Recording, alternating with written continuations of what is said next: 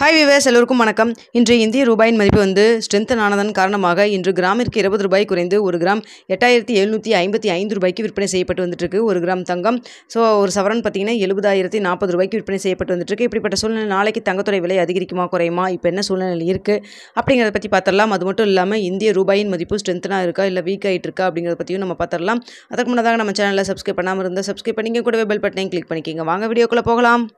தங்கத்துடைய விலை பார்த்தீங்கன்னா நேற்று 205 ரூபா குறைஞ்சிருந்து இன்று 20 ரூபா குறைஞ்சிருக்குங்க.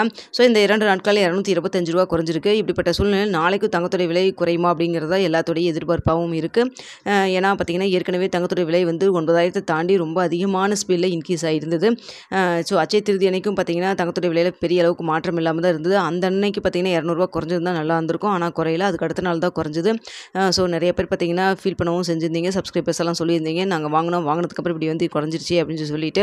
தங்கத்தை பொறுத்த வரைக்கும் ரேட் இன்றைக்கி தான் அதிகரிக்கும், நாளைக்கு தான் அதிகரிக்கும், குறையும் அப்படிங்கிற நம்மளால் எதுவுமே சொல்ல முடியாது. இன்றைக்கே காலையில் பார்த்தீங்கன்னா நான் காலையில் போட்டிருந்த வீடியோவில் தங்கத்தோட விலை 20 ரூபாயிலேருந்து 50 ரூபா வரைக்கும் அதிகரிக்கிற வாய்ப்பில் தான் இருந்தது. சடனாக பார்த்தீங்கன்னா நம்மளுக்கு இந்திய ரூபாயின் மதிப்பு US டாலருக்கு நிகரான இந்திய ரூபாயின் மதிப்பு டக்குன்னு ஸ்ட்ராங் ஆச்சு. 50 பைசா கிட்ட ஸ்ட்ராங் ஆச்சு. அதனால் பார்த்தீங்கன்னா உங்களுக்கு தங்கத்தோட விலை ஏறுவதற்கு பதிலாக இறங்குச்சு. அதாவது சர்வதேச லெவலில் உங்களுக்கு தங்கத்தோட விலை அதிகரிச்சிருந்தாலும் இன்று குறைவதற்கான காரணம் இதுதாங்க. இப்படிப்பட்ட சூழ்நிலை இப்போ எப்படி இருக்குன்னு பார்த்தீங்கன்னா இந்திய ரூபாயின் மதிப்பு மீண்டும் அதாவது வீழ்ச்சியடைய தொடங்கியிருக்குங்க. காலையில் 83 ரூபாய் 95 பைசாவாக இருந்தது நம்மளுக்கு விலை நிர்ணயம் பண்ணுறப்போ. இப்போ பார்த்தீங்கன்னா சடனாக மறுபடியும் வீழ்ச்சி அடைஞ்சிருச்சு. அதாவது 84 ரூபாய் 45 பைசா அப்படிங்கிற மாதிரி இப்போ நான் ரெக்கார்ட் பண்ணுறேன் இந்த டைமில் இப்படி தான் இருக்குது. பார்த்தீங்கன்னா அதனால் நான் இப்போ இருக்கிற நிலவரம் தான் சொல்கிறேங்க. இன்னும் ஒரு மணி நேரத்தில் உங்களுக்கு மாறவும் செய்யலாம், கூடவும் செய்யலாம், குறையவும் செய்யலாம். இந்திய ரூபாயின் மதிப்பும் சரி, இல்லை நம்மளுக்கு கோல்டோட ரேட்டும் சரி, நான் இப்போ இருக்கிற அதனால தான் நான் எப்போவுமே வீடியோ போடுறப்போ உங்களுக்கு இந்த டைமுக்குன்னு சொல்லிட்டு நான் சொல்லுவேன். மதியம் இப்போ நான் ரெக்கார்ட் பண்ணுற 3:30 மணி நிலவரப்படி பார்க்கும் பொழுது இந்திய ரூபாயின் மதிப்பு மீண்டும் வீழ்ச்சியை நோக்கி போயிட்டுருக்குங்க.